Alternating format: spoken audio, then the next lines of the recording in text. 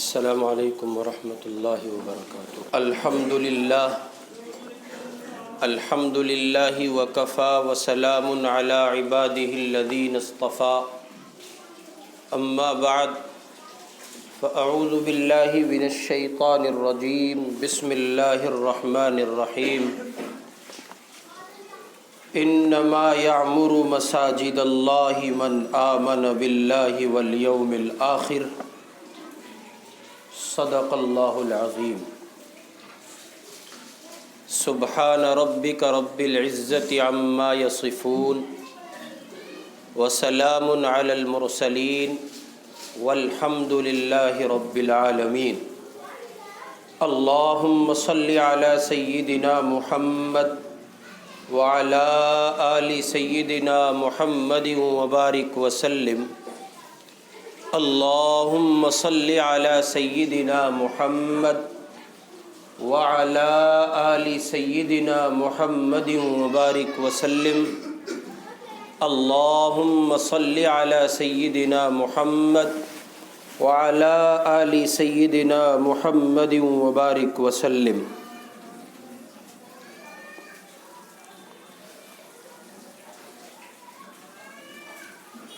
ابھی اس گنہگار نے قرآن پاک کی جو آیت آپ کے سامنے تلاوت کی ہے، اللہ رب العزت والجلال اس آیت کریمہ میں ارشاد فرماتے ہیں، خدا کی مسجدوں کو وہی لوگ آباد رکھتے ہیں جو خدا پر اور قیامت کے دن پر ایمان رکھتے ہیں۔ مسجد اللہ کا گھر، عبادت گاہ اور انتہائی قابل احترام جگہ ہے۔ چنانچہ ایک موقع پر سرور کائنات حضرت محمد الرسول اللہ صلی اللہ علیہ وسلم نے ارشاد فرمایا، اللہ کی اس زمین پر جو جگہیں اللہ کو سب سے زیادہ پسند ہیں وہ مسجدیں، اور اللہ کی اس زمین پر جو جگہیں اللہ کو سب سے زیادہ ناپسند ہیں وہ بازار ہیں۔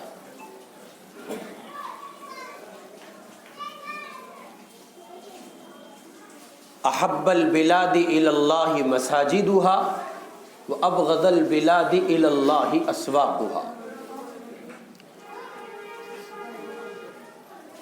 پھر ایک روایت میں ہے، رسول اکرم صلی اللہ علیہ وسلم نے ارشاد فرمایا کہ زمین پر جتنے اللہ کے گھر ہیں بروز حشر ان کو اٹھایا جائے گا اور جنت کا حصہ بنا دیا جائے گا۔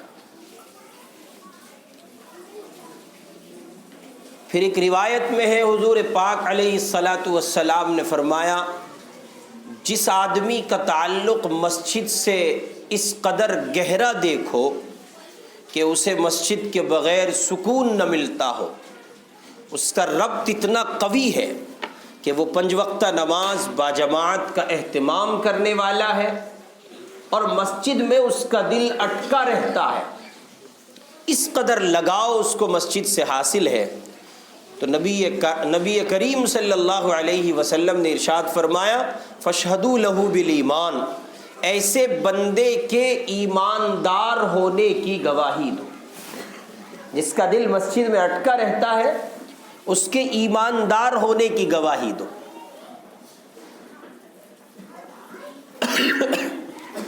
اللہ کی نظر میں روئے زمین کا سب سے زیادہ بہتر حصہ وہ جس پر مسجد بنائی جائے۔ خدا سے پیار رکھنے والوں کی پہچان یہ ہے کہ وہ مسجد سے بھی پیار رکھتے ہیں، اور قیامت کے ہیبت ناک دن میں جب کہیں کوئی سایہ نہ ہوگا، اللہ رب العزت اپنے اس بندے کو اپنے عرش کا سایہ عطا کریں گے جس بندے کا دل مسجد میں لگا رہتا ہوگا۔ چنانچہ نبی کریم علیہ الصلاۃ والسلام کا ارشاد ہے، بخاری شریف کی روایت ہے، حضور نے فرمایا قیامت کے دن وہ بندہ عرش کے سائے میں ہوگا جس کا دل مسجد میں اٹکا رہتا ہوگا۔ وہ ایک روایت الگ ہے کہ کسی بندے کا اس قدر گہرا ربط ہو، اذا رأیتم الرجل یعتاد المسجد فاشہدوا له بالایمان، وہ ایک روایت الگ ہے، یہ ایک روایت الگ ہے۔ کسی آدمی کا تعلق اللہ کے گھر سے اتنا مضبوط ہو، اتنا گہرا ہو کہ آپ اسے صبح و شام مسجد میں آتا دیکھتے ہوں، مسجد میں رہتا دیکھتے ہوں، اور وہ 5 وقتہ نماز باجماعت کا اہتمام کرنے والا ہو، تو اس کے لیے سرکار دو عالم کا فرمان فاشہدوا لہ بالایمان، ایسے بندے کے ایماندار ہونے کی گواہی دو۔ پھر یہ ایک روایت مستقل الگ ہے کہ اس کو عرش کا سایہ میسر آئے گا جس کا دل مسجد میں لگا رہتا ہوگا۔ مگر یاد رکھیے ان تمام تر روایات کی فضیلت اپنی جگہ ہے اور معاملات کی درستگی اپنی جگہ ہے، بندے کے اعمال کی تصحیح اپنی جگہ ہے۔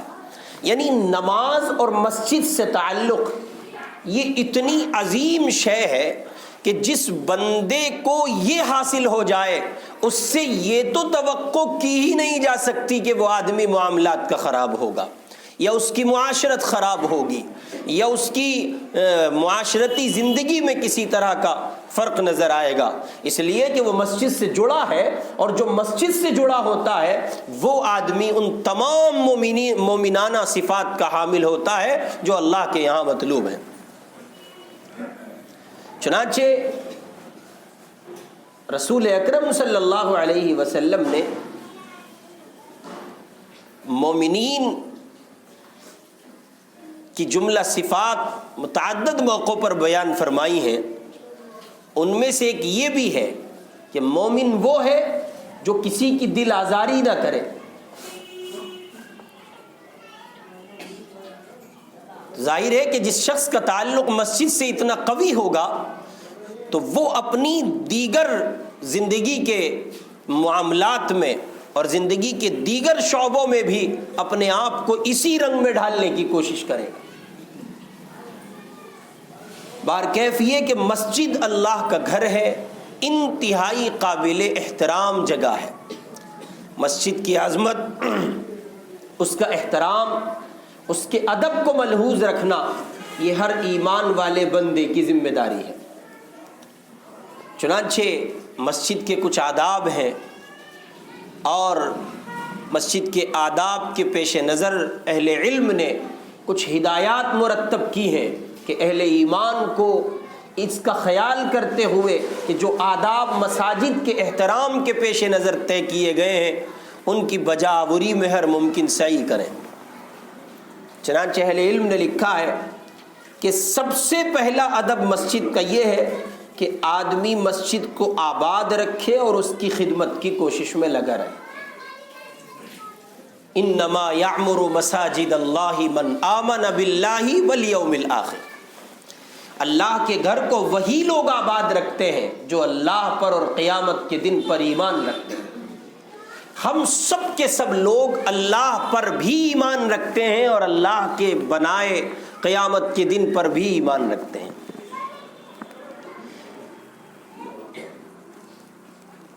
اللہ رب العزت کی ذات عالی کو ہم مالک الملک مانتے ہیں، اللہ کی ذات عالی کو ساری کائنات کا بادشاہ تسلیم کرتے ہیں۔ ہم اس بات کی گواہی دیتے ہیں اللہ کے سوا کوئی معبود نہیں ہے، اللہ ہی کی عبادت کی جائے گی، اللہ ہی کی پوجا کی جائے گی، اللہ کے سوا کوئی معبود نہیں ہے۔ اور جناب نبی اکرم صلی اللہ علیہ وسلم اللہ کے سچے رسول ہیں، ہمارا اس پر ایمان ہے۔ اہل ایمان کی ذمہ داری ہے کہ وہ اللہ کے گھر کو آباد رکھیں، اللہ کے گھر کو ہر دو پہلو سے آباد رکھیں، اس کی خدمت بھی کریں، اس کی ضروریات کا انتظام بھی کریں، اس کی صفائی ستھرائی کا بھی خیال رکھیں، اور جو اصل آبادی ہے یعنی نماز کا اہتمام اس کو بھی اہل ایمان سے یہ توقع کی گئی ہے کہ اہل ایمان ہی اللہ کے گھر کو آباد رکھتے ہیں۔ اب ہم اپنا گراف ذرا دیکھنے کی کوشش کریں، اپنا معیار دیکھیں کہ اللہ کے گھر کی آبادی کے سلسلے میں ہمارا حال کیا ہے، کس درجے ہم اللہ کے گھر کو آباد کیے ہوئے ہیں۔ نمازوں کے سلسلے میں جس قدر کوتاہی پائی جاتی ہے، آج جمعہ کا دن ہے اور نماز جمعہ ہے، ایک بڑی لمبی چوڑی تعداد تمام مساجد میں آپ کو دکھائی پڑے گی، 3 4 منزلیں مساجد کی بنائی گئی ہیں، اور 4 منزلہ عمارت آج کے دن نماز جمعہ کے اہتمام میں آپ کو مکمل بھری ہوئی دکھائی پڑیں گی۔ لیکن جیسے ہی عصر آئے گی تو وہ 1 یا 1.5 منزل باقی رہ جائے گی، اور بقیہ پھر سب کی سب پوری مسجد ایک ہفتے کے لیے خالی ہے۔ ایک بڑا جرم تو یہ کیا گیا کہ مسجد نبوی کا جو کہیے کہ انتظام تھا اور مسجد نبوی کا جو طریق تھا، ہونا تو یہ چاہیے تھا کہ ہم لوگ اپنی مساجد کو مسجد نبوی کے طرز پر ڈھالتے اور ہر پل ہماری مساجد آباد رہتی، ہماری مسجدوں میں تالے نہ پڑتے، ہماری مسجدوں کے دروازے بند نہ ہوتے، اور ہماری مسجدوں کو مقفل نہ کیا جاتا۔ ہر آن اللہ کا کوئی نہ کوئی بندہ وہاں موجود رہ کر اللہ کے حضور اپنے رب کو بنانے میں مصروف عمل ہوتا، ہونا تو یہ چاہیے تھا۔ لیکن مسجد سے لا تعلقی اور مسجد کی غیر آبادی کی صورتحال اس قدر بڑھ گئی کہ ہمارے یہاں نمازوں کے بعد مسجدوں میں تالے پڑ جاتے ہیں۔ اس کے اسباب و وجوہات ہو سکتے ہیں، اور آپ میں سے کوئی شخص یہ کہہ سکتا ہے کہ صاحب چوری ہو جاتی ہے، تو چوری جو ہو رہی ہے وہ بھی مسجد سے لا تعلقی کا نتیجہ ہے، ورنہ اللہ کے گھر میں چوری کرنے کا مطلب کیا ہے؟ اللہ کے گھر کوئی باہر آدمی چوری کرے یہ اپنے آپ میں ایک بڑا جرم ہے، اور پھر کوئی آدمی اللہ کے گھر میں چوری کر رہا ہے، اللہ کے گھر سے ٹوٹیاں چرا کے لے جا رہا ہے، پنکھے اتار کے لے جا رہا ہے، جی مصلے اٹھا کے لے جا رہا ہے۔ آپ دیکھیں اس شخص کا تعلق کس قدر ٹوٹ گیا ہے، یہ اپنے رب سے کتنا دور ہے کہ اسے اس کی حیا نہ آ سکی کہ یہ اس گھر سے چوری کر کے لے جا رہا ہے جس گھر میں آنے کے بعد سب کی جھولیاں بھر دی جاتی ہیں۔ اسی لیے فقہا نے مسجد میں ذاتی سوال کو حرام قرار دیا ہے، وہ اسی لیے ہے کوئی آدمی اپنے لیے مسجد میں سوال کرے اور یہ کہے کہ میرا تعاون کر دیجئے، فقہا نے اس کو ناجائز لکھا ہے، قطعاً حرام ہے، کوئی گنجائش نہیں ہے، اس لیے کہ یہ وہ گھر ہے جہاں بندہ آئے اور پھر خالی چلا جائے، ایسا نہیں ہو سکتا، یا اس کے مانگنے میں کمی ہے یا اس کے آنے میں کمی ہے۔ چنانچہ ایک سائل تھا، ایک فقیر تھا، وہ اپنا کاسا گدائی لیے در در گھوم رہا تھا، آنکھوں سے معذور تھا، اور وہ گھر گھر مانگتا مانگتا مسجد کے گیٹ پر پہنچا، اور اس نے ایک خاص انداز میں جو صدا لگاتا تھا اس انداز پر صدا لگائی، تو کسی نے کہا بندہ خدا یہ کسی انسان کا مکان نہیں ہے، یہ اللہ کا گھر ہے، تو اس کی غیرت جاگ گئی، اس کی حیا نے یہ تقاضا کیا، اس نے فوری طور پر اپنا کاسا پھینک کے مارا اور توڑ دیا، اور کہا جب میں اس پاک رب کی چوکھٹ پر پہنچ ہی گیا ہوں تو اب یہ عہد کرتا ہوں کہ آج کے بعد سوال نہیں کروں گا، میں یہاں آ گیا ہوں جہاں سے سب کی جھولیاں بھر دی جاتی ہیں۔ تو یہ مسجد سے لا تعلقی ہی کا تو نتیجہ ہے کہ میں اور آپ مساجد کو بند کرنے پر مجبور ہو گئے، ورنہ کیا مطلب ہے مسجد کے بند کرنے کا؟ اس لیے میرے بھائی مسجد سے اپنا ربط بڑھائیے، مسجد سے اپنا تعلق اتنا مضبوط کیجئے کہ اللہ کا گھر 24 گھنٹے آباد رہ سکے۔ انما یعمر مساجد اللہ من آمن باللہ والیوم الآخر۔ بالخصوص یہ نوجوان طبقہ یہاں بیٹھا ہے، آپ حضرات سے تو ادباً، احتراماً، محبتاً بہت یہ عرض ہے، یہ گزارش ہے کہ اپنے آپ کو نماز سے وابستہ کیجئے، اللہ کے گھر سے وابستہ کیجئے، 5 وقتہ نماز باجماعت پڑھنے کا اہتمام کیجئے۔ ہمارے ہندوستان میں ساؤتھ کے علاقے میں نوجوان نمازی ہے اور ہمارے ہندوستان کے اس خطے میں بوڑھا نمازی ہے، یہ فرق ہے۔ دلی میں جوان نمازی نہیں ہے، دلی میں بوڑھے نماز زیادہ پڑھتے ہیں مقابلے میں جوانوں کے۔ ادھر ساؤتھ کے پٹے میں آپ کو ہر کہیے کہ دینی اور عصری دونوں علوم کے حامل، اور کیا نوکری پیشہ اور کیا تاجر، ہر طرح کا طبقہ آپ کو نماز باجماعت کا اہتمام کرنے والا ملے گا۔ ہمارے یہاں اذان ہو جاتی ہے، نوجوان بیٹھے رہتے ہیں، اذان سنی ہے، کس قدر قابل لعنت ہیں وہ بندے جن کے کانوں میں مؤذن کی صدا پڑتی ہے اور مسجد کا قرب ان کو حاصل ہوتا ہے، اور پھر وہ اللہ کے گھر میں نہیں آ سکتے۔ جب میں اور آپ نماز کو اختیار نہیں کر سکتے تو کسی اور پہلو سے اللہ کے گھر کو کیسے آباد رکھیں گے؟ اس لیے اللہ کے گھر کی آبادی کا بنیادی پہلو یہ ہے کہ اللہ کے گھر میں عبادت کا فریضہ انجام دیا جائے۔ جوانوں، نماز کو اختیار کرو۔ جب تک اللہ کے حضور آپ کا سر نہیں جھکے گا اور نماز آپ کی زندگی میں نہیں ہوگی، تب تک وہ سکون جس کے آپ متلاشی در در کی ٹھوکریں کھا رہے ہیں آپ کو میسر نہیں آئے گا۔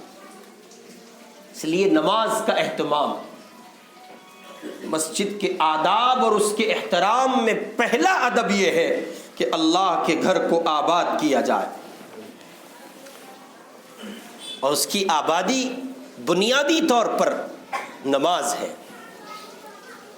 مسجد کی آبادی نماز ہے، اس کا جو بنیادی ذریعہ ہے وہ نماز ہے۔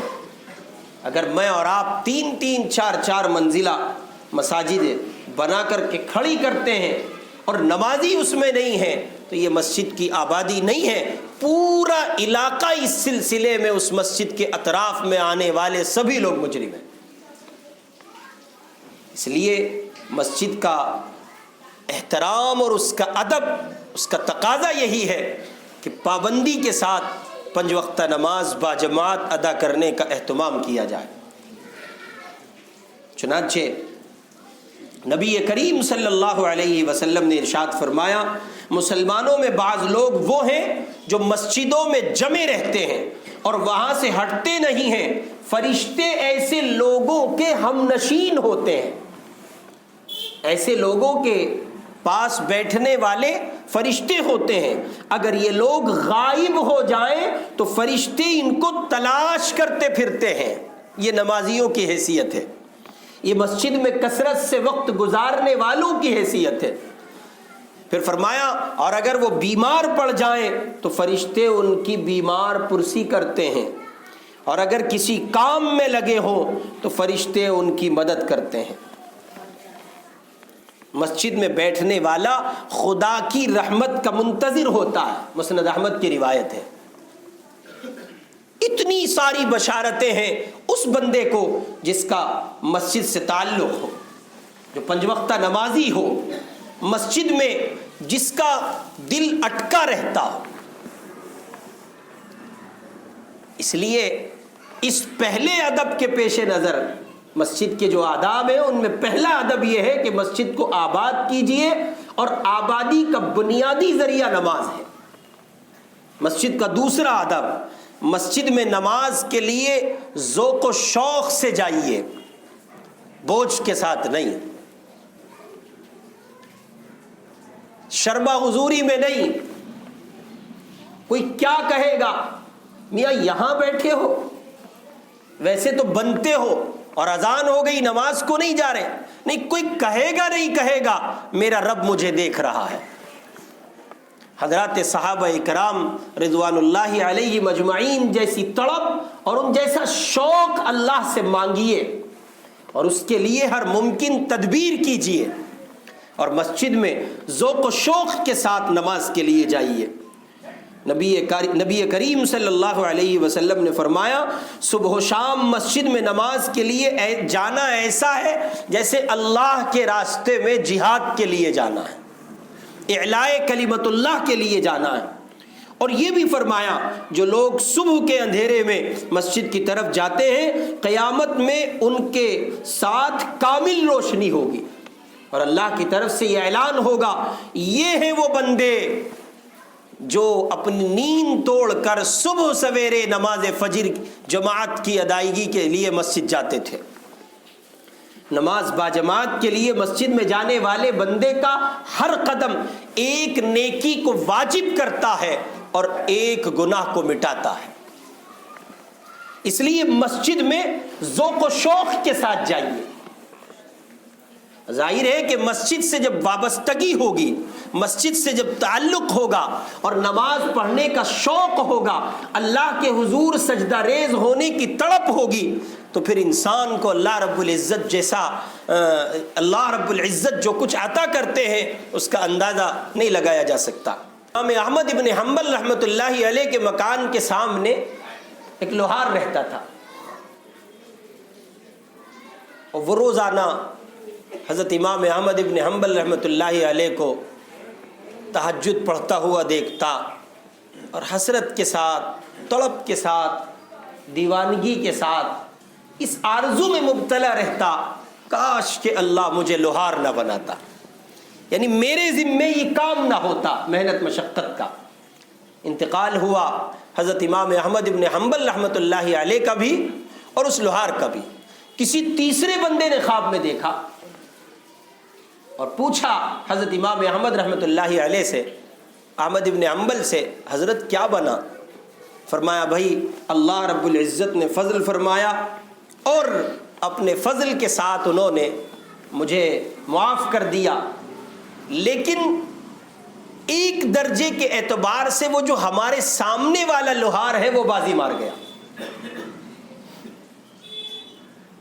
امام احمد ابن حنبل کا مقام اپنی جگہ اتنا بلند ہے کہ یہ لوہار ان سے نہیں بڑھ سکتا، لیکن ایک حسرت اس کی ایسی تھی کہ اس پیمانے پر وہ مزے مار گیا، وہ بازی مار گیا۔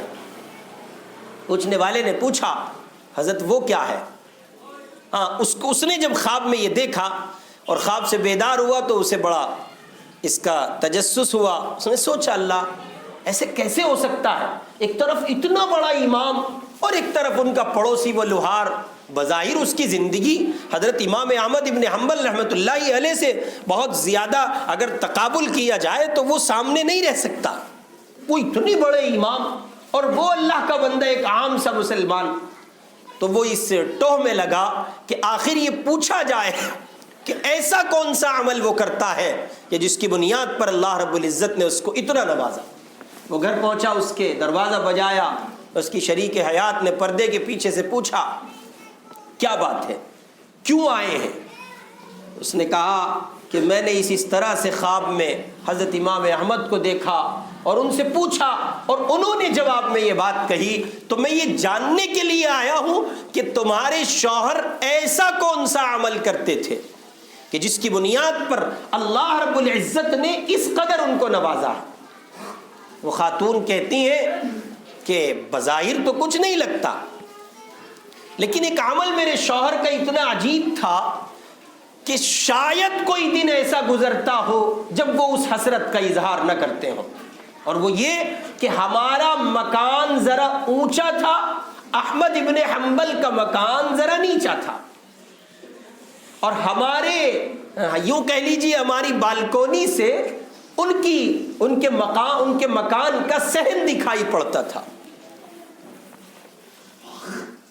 اور امام احمد ابن حنبل رحمۃ اللہ علیہ رات کی تاریکی میں تہجد کے لیے کھڑے ہوتے، اور میرے شوہر چونکہ لوہار تھے دن بھر لوہا کوٹتے تھے، وہ تھکن سے چور ہو جاتے، اور جب وہ آ کر کے لیٹتے تو ہر دن مجھ سے اس کا اظہار کرتے کہ بیگم اللہ نے میرے ذمے روزی اور معاش کی وصولیابی کے لیے جو کام لگایا ہے وہ مجھے توڑ دیتا ہے۔ اگر میرے ذمے یہ کام نہ ہوتا اور مجھے اتنی زیادہ تھکن نہ ہوتی تو بڑا جی چاہتا ہے کہ میں بھی اللہ کے سامنے ایسے کھڑا رہتا جیسے حضرت امام احمد ابن حنبل اللہ کے سامنے کھڑے رہتے ہیں۔ اس حسرت پر، اس تعلق پر، اس چاہت پر اللہ رب العزت نے اتنا نوازا کہ احمد ابن حنبل رحمۃ اللہ علیہ بھی یہ کہتے ہیں کہ ایک درجے میں تو میرے سامنے والا لوہار بازی مار گیا۔ جب حسرت پر اللہ رب العزت اس قدر نوازتے ہیں تو آپ ذرا تصور تو کیجئے کہ کسی بندے کو مسجد سے اس قدر لگاؤ ہو کہ وہ ذوق و شوق کے ساتھ آتا ہو اور نمازوں سے اس کو والیانہ تعلق ہو، اللہ کے سامنے کھڑا رہنا اس کا محبوب ترین مشغلہ ہو، پھر اللہ رب العزت اس کو کس قدر نوازیں گے اس کا اندازہ لگایا جا سکتا ہے۔ اس لیے میرے بھائی، پہلے نمبر پر تو مسجدیں آباد کیجئے ہر دو پہلو سے، یعنی مسجدوں کو نماز سے آباد کیجئے، عبادت سے آباد کیجئے، اور اپنی مسجدوں کو مسجد نبوی کے طرز پر لانے کی کوشش کیجئے۔ کوشش کیجئے کہ آپ کی مسجد ایک وقت میں صرف نماز پڑھنے کی جگہ نہ ہو بلکہ اس مسجد میں نماز پڑھنے کا انتظام بھی ہو، اس مسجد میں لوگوں کو علم سکھانے کا انتظام بھی ہو، اس مسجد میں لوگوں کو دینی اور عصری دونوں علوم سکھانے کا انتظام ہو، اور اسی مسجد میں غیر مسلموں کو لا کر اسلامی ہدایات سے روشناس اور اسلامی تعلیمات سے واقف کرانے کا انتظام بھی ہو۔ جی ہاں، آپ کی مسجد میں دارالقضا بھی چلتا ہو، آپ کی مسجد میں عورتوں کے لیے دینی مسائل سیکھنے کا انتظام بھی ہو، مدرسہ بھی ہو، اسکول بھی ہو، خانقاہ بھی ہو، اور آپ ہی کی مسجد میں وہ سارے کے سارے انتظامات جو مسجد نبوی میں ایک وقت میں ہوتے تھے وہ سب کے سب آپ کی مسجد میں پائے جائیں، اس کی کوشش کرنی چاہیے۔ 5 منزلہ مسجد کھڑی ہے اور کچھ نہیں ہوتا ہے، 5 وقت کی نماز ہوتی ہے اور ہفتے میں ایک دن جمعہ کی نماز کے لیے مجمع جمع ہوتا ہے۔ کیا یہ مسجدوں کے ساتھ سوتیلا سلوک نہیں ہے؟ ایسے چنڈال، ایسے ظالم، ایسے منحوس اور ایسی دیوس اور ایسی گندی فکر کے لوگ آپ نے کمیٹیوں میں گھسائے ہوتے ہیں، ایسے ناواقف، ناکارے اور انتہائی جاہل قسم کے لوگ آپ مسلط کیے رہتے ہیں کمیٹیوں میں، جن کو کسی قسم کا شعور نہیں ہوتا، جن کا مسجد سے کوئی تعلق نہیں ہوتا، ہفتوں میں ایک بار نماز پڑھنے آتے ہیں۔ وہ کمیٹی کے صدر ہوں گے، وہ کمیٹی کے متولی ہوں گے، جو 5 وقت نمازی ہیں ان کا کوئی تعلق مسجد سے نہیں ہے، جن کی فکر اچھی ہے ان کا کوئی تعلق مسجد سے نہیں ہے، جن کے پاس علم ہے ان کا کوئی تعلق مسجد سے نہیں ہے، جس کے پاس پیسہ زیادہ ہے، جس کے پاس پاور زیادہ ہے، جو سماج میں سب کا جو ہے بڑا ہے، بھائی ہے، ڈون قسم کا آدمی ہے، اس کو ذمہ دار بنایا جاتا ہے، کسی کے پیسے سے متاثر ہو کر اس کے تاثر کو قبول کر کے ذمہ دار بنا دیا جاتا ہے۔ وہ صاحب یا عید یا ایک بار ہفتے میں جمعے میں دکھتے ہیں، یا پھر محرم میں یا ربیع الاول میں یا پھر شب برات پہ یا رمضان۔ اور پوری مسجدیں وہاں سے سلم پور سے لیجئے اور وہاں موجپور تک جائیے، علاقے میں اتنی بڑی بڑی مسجدیں ہیں لیکن انتظامات کیا ہے؟ صرف ایک فرض نماز اور اس کے علاوہ جمعہ کی نماز اور عیدین کی نماز، بس۔ اتنی بڑی بڑی مسجدیں ہیں، یہ تمام انتظامات نہیں ہونے چاہیے تھے؟ میرے بھائی، مسجد کو آباد کرنا چاہیے تھا اس انداز پر کہ وہاں نماز بھی ہوتی، قرآن کی تعلیم بھی ہوتی، درس تفسیر بھی ہوتا، درس حدیث بھی ہوتا، اور اسی کے ساتھ ساتھ بیماروں کے علاج کے لیے ڈسپینسری مساجد کے تحت ہوتی۔ اور تو اور اس سے آگے بڑھیے کہ مسجد کا مقام پاور ہاؤس کا ہے، مسجد کا مقام دارالخلافہ کا ہے، مسجد کوئی چھوٹی جگہ نہیں ہے۔ نبی کریم علیہ الصلاۃ والسلام اپنی مسجد نبوی میں ایک وقت میں مسلمانوں کی دینی تعلیم کا اور مسلمانوں کی عصری تعلیم کا اور مسلمانوں کے لیے راہ جہاد پر جانے کا تمام تر انتظامات کرتے تھے۔ ادھر مجاہدین کا دستہ ہے جس کی صف بندی کی جا رہی ہے، اس کے ساتھ ایک لشکر جرار ایک امیر کی شکل میں محاذ پر جا رہا ہے، ادھر پردے کی آڑ میں خواتین بیٹھی ہیں، وہ رسول پاک سے دین سیکھ رہی ہیں، ادھر کچھ غیر مسلموں کے وفود آئے ہوئے ہیں، وہ رسول اللہ سے اسلام کی تعلیمات لے رہے ہیں، ادھر کچھ اللہ کے بندے اسلام کو پڑھنا چاہتے ہیں، ان کو لٹریچر فراہم کیا جا رہا ہے، ادھر کچھ مجاہدین بیمار ہیں، ان کا وہاں بیماری کا علاج اسی مسجد نبوی میں کیا جا رہا ہے۔ کوشش کیجئے کہ آپ کی مسجد نبوی کے طرز پر آ جائے اور مستقل کے اس کے کھلنے کا انتظام ہو، اور اسی کے ساتھ ساتھ مسجد میں ذوق و شوق کے ساتھ جائیے۔ مسجد میں جانے کو اپنے اوپر بوجھ نہ سمجھیے، مسجد سے ایسا محبت بھرا تعلق قائم کیجئے کہ ادھر اذان نہ ہونے پائے کہ آپ کے قدم مسجد کی جانب دوڑتے ہیں۔ تیسرے نمبر پر مسجد کو صاف ستھرا رکھیے، مسجد میں جھاڑو لگائیے، کوڑا کرکٹ صاف کیجئے۔ اور معاف کرنا، یہ بیماری دلی ہی میں ہے، ساؤتھ میں تو ختم ہو چکی، آپ کے یہاں تو یہ سارے کام مؤذن کرتا ہے۔ یا پیسے نہ دیتے ہیں ہم اسے؟ نہیں، بالکل غلط ہے۔ مؤذن اذان کے لیے ہوتا ہے، مسجد کی صفائی کے لیے نہیں ہوتا۔ یہ بات اپنی جگہ بالکل درست ہے، وہ آپ کی مجبوری ہے کہ آپ کے پاس خادم رکھنے کے انتظامات نہیں ہیں، اور مجبوری بھی کچھ نہیں ہے، اگر آپ چاہیں گے تو انتظامات ہو سکتے ہیں۔ لیکن یہاں تو مسجد کی صفائی ستھرائی کے عنوان سے جب بات آتی ہے تو کوئی ایسا مؤذن پکڑ کے لاؤ جس کے پاس قرآن پڑھنے کا سلیقہ نہ ہو، جس کے پاس علم اتنا نہ ہو جتنا علم اس کو امام کی عدم موجودگی میں نیابت کے فرائض انجام دینے کے لیے درکار ہے۔ ایسا کھٹل آدمی لاؤ جو ٹوائلٹ صاف کر سکے، جو باہر کا کچرا صاف کر سکے، جو وضو خانہ دھو سکے، اور وہ نماز کے مطلب کا ہو یا نہ ہو۔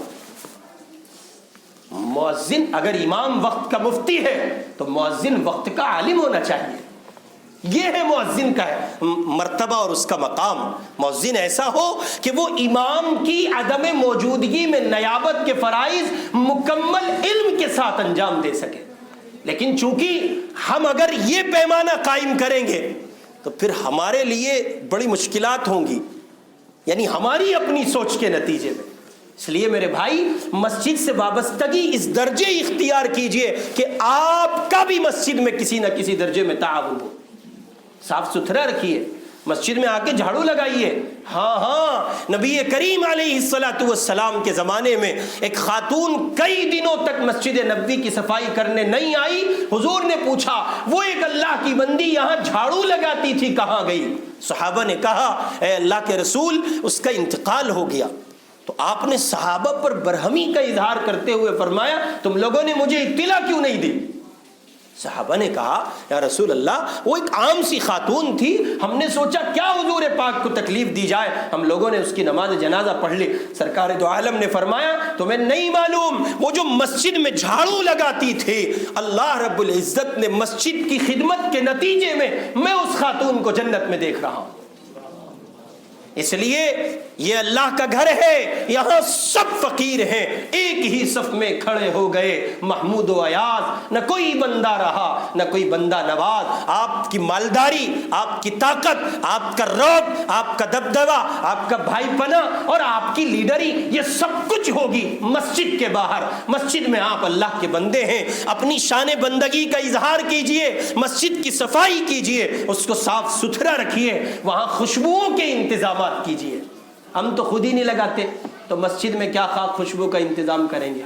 جی وہ لاتے ہیں سڑا ہوا عطر 90 روپے کا، جو اس سے بھرا ہوتا ہے کائے سے کیمیکل سے، اسے ہاتھ پہ لگا لو تو ایسا ہو جائے ہاتھ کو فالج مار گیا ہو، بالکل تھکا ہوا۔ خوشبو کا استعمال کیجئے، خوشبو سنت ہے، خوشبو پر پیسہ صرف کیجئے۔ بڑے مہنگے پر میاں خوشبو لگانا سنت ہے، اور معیاری خوشبو استعمال کیجئے۔ تھکا ہوا عطر، حضرت میں آپ کے لیے ہدیہ لاؤں، کتنے پیسے کا لایا؟ 65 روپے کا۔ 65 روپے دے اس کے بدلے میں، یہ لے جا، تو یہ لے جا۔ ہم اس 65 کو 1000 والے میں ملائیں گے اور 1100 روپے کا بہترین شمامت العنبر استعمال کریں۔ عجیب صورتحال ہے، ہمارے یہاں اس طرف ذوق نہیں ہے۔ اس لیے میرے بھائی، اللہ کے گھر کو آباد کریں گے، 5 وقتہ نماز باجماعت کا اہتمام کریں گے۔ دوسرے نمبر پر مسجد میں آنے کو بوجھ نہیں بنائیں گے، ذوق سے آئیں گے، شوق سے آئیں گے۔ کہاں جا رہے ہیں؟ اللہ کے گھر جا رہے ہیں. تیسرے مسجد کی صفائی ستھرائی کریں گے. ہم جہاں بھی ہیں جو ہماری مسجد ہے وہاں کوشش کریں گے کہ ہم مسجد کے مؤذن کے ساتھ ہفتے میں ایک دن ضرور ایسا نکالیں جب ہمیں کوئی نہ دیکھتا ہو, ہم ہو, ہمارا اللہ ہو اور اللہ کے گھر کی صفائی ہو رہی ہو. کریں گے انشاءاللہ. اللہ عمل کی توفیق سے نوازے. وآخر دعوانا ان الحمدللہ. اس ویڈیو کو لائک کریں, کمنٹ باکس میں دعاؤں سے نوازیں, چینل کو سبسکرائب کریں, صدقہ جاریہ کی نیت سے شیئر بھی کر دیں.